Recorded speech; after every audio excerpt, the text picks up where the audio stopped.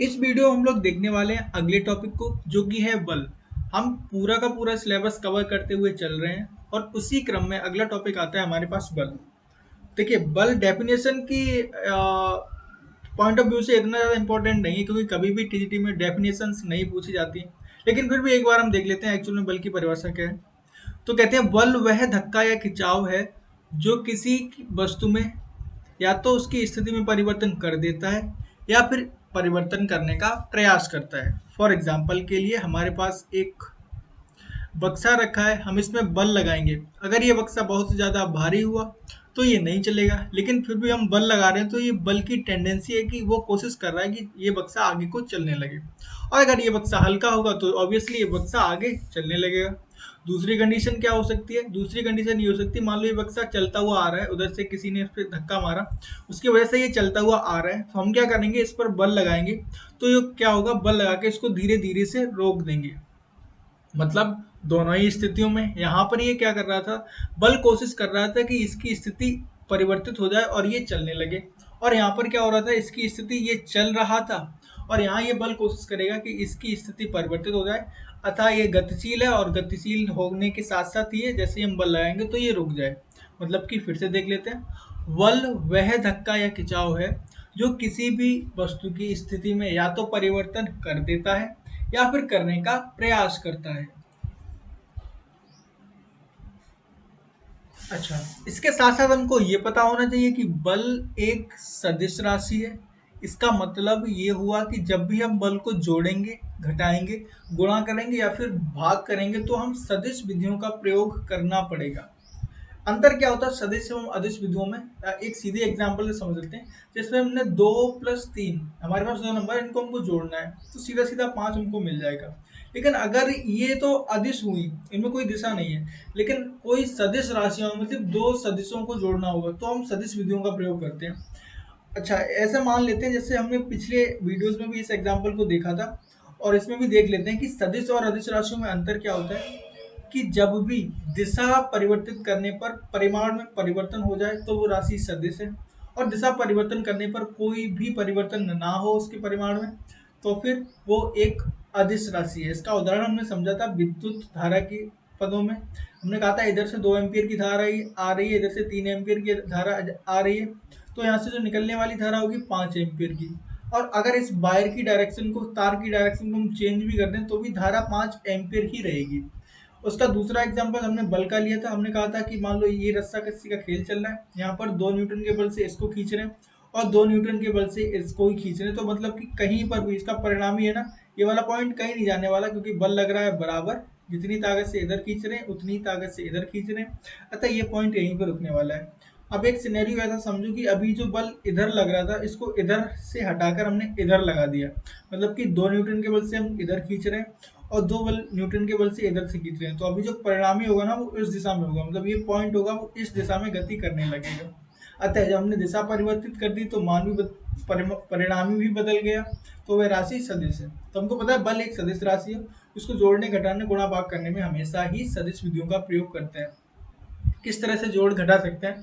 For example कभी कभी हमको इस तरह से दिया जाता है कि एक कण पर जो बल लग रहा है वो 2I + 3J + 4K, ये पहला बल लग रहा है। इसी तरह से F2 जो लग रहा है वो मान लो 2I - 3J + K, इस तरह से ये दो बल लग रहे हैं। और हमसे कह रहा है कि अब बताओ उस पर लगने वाला टोटल बल क्या होगा, तो F बराबर F1 + F2।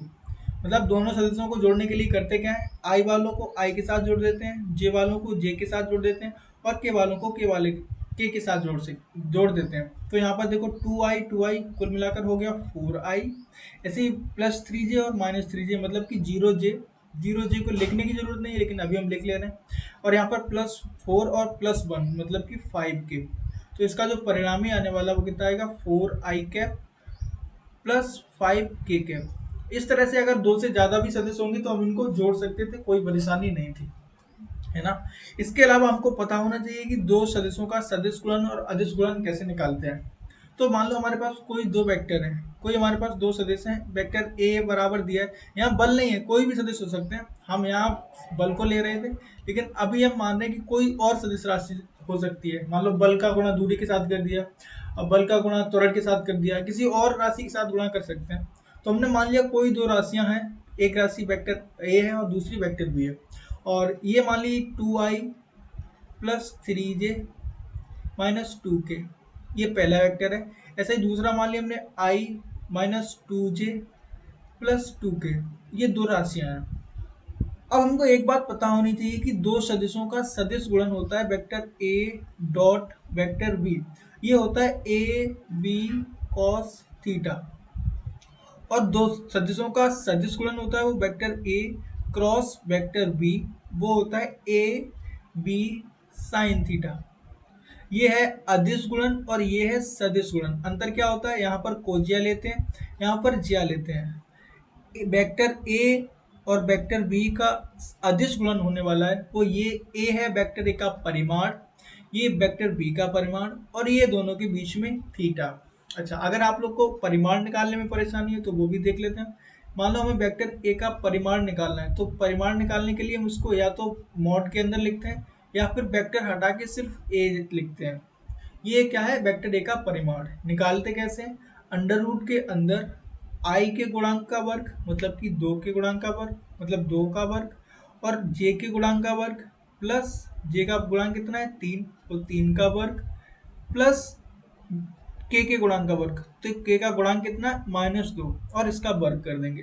तो यहाँ पर क्या होने वाला है, 2 का वर्ग 4 प्लस 3 का वर्ग 9, और -2 का वर्ग भी 4 होता है।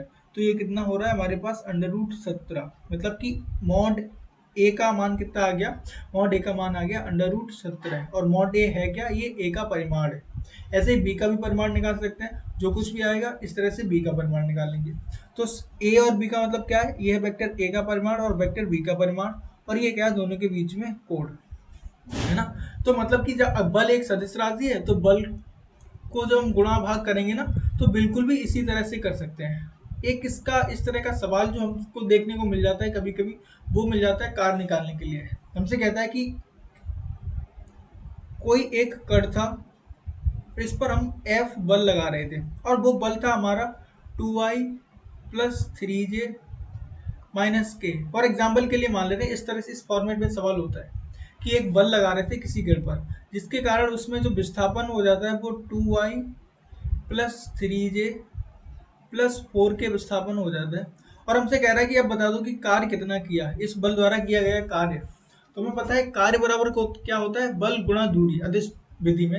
लेकिन सदिश विधि में कहते हैं बल जो होता है ना, कार्य बराबर होता है vector F dot vector S, मतलब कि कार्य जो होता है वो बल और विस्थापन का अदिश गुणन होता है। तो अदिश गुणन के लिए हम क्या करते हैं, देखिए अदिश गुणन करने के लिए हम क्या करते हैं, आई वाले का आई के साथ गुणा प्लस जे वाले का जे के साथ गुणा प्लस के वाले का के साथ गुणा, इतना हमको करना होता है। मतलब कि इस कंडीशन में क्या हो जाएगा, वेक्टर एफ के लिए देखेंगे तो 2 दूनी 4, और आई जे के को हम हटा देते हैं तो 2 दूनी 4 प्लस 3 का 3 में करेंगे तो 9 प्लस -1 का 4 में करेंगे तो -4, ये बात याद रखने की होती है ना। तो ये 4 प्लस 9 प्लस माइनस -4, मतलब कि कितना आ रहा है 9।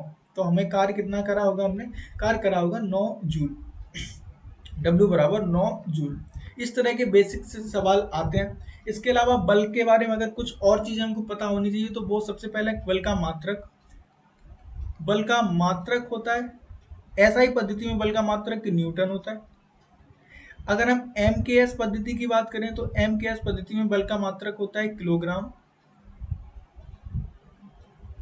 मीटर प्रति सेकंड स्क्वायर है ना। ऐसे ही CGS पद्धति में अगर हम बात करें तो CGS पद्धति में बल का मात्रक होता है डाइन है ना, ये वही डाइन है। अच्छा, 1 न्यूटन बराबर हमको पता होना चाहिए 10⁵5 डाइन होता है, ये याद करने की चीज़ है, सिंपल सी बात है। ऐसे ही अगर हम बात करें बल की विमा, तो बल की विमा क्या होती है, ये भी याद करने की चीज़ है, क्योंकि सीधे क्वेश्चन कभी कभी इसी से पूछ लेते हैं कि निम्न की विमा बताइए। तो बल की विमा m l t की पावर -2, ये बल की विमा होती है। इतनी नॉलेज मुझे लगता है इनफ है बल की। इसके साथ आपको पता होना चाहिए practice make a man perfect, मतलब बेसिक कॉन्सेप्ट के साथ आप जितनी ज़्यादा प्रैक्टिस कर लेंगे उतना ही ज़्यादा पेपर अच्छा होने वाला है, उतने ही ज़्यादा क्वेश्चन आप ये सॉल्व हो जाएंगे और उतनी ज़्यादा चांस है कि आपका सिलेक्शन भी हो जाए। तो आज इस वीडियो में इतना ही। आगे बात करेंगे अगले टॉपिक के लिए, तब तक के लिए बेस्ट ऑफ लक।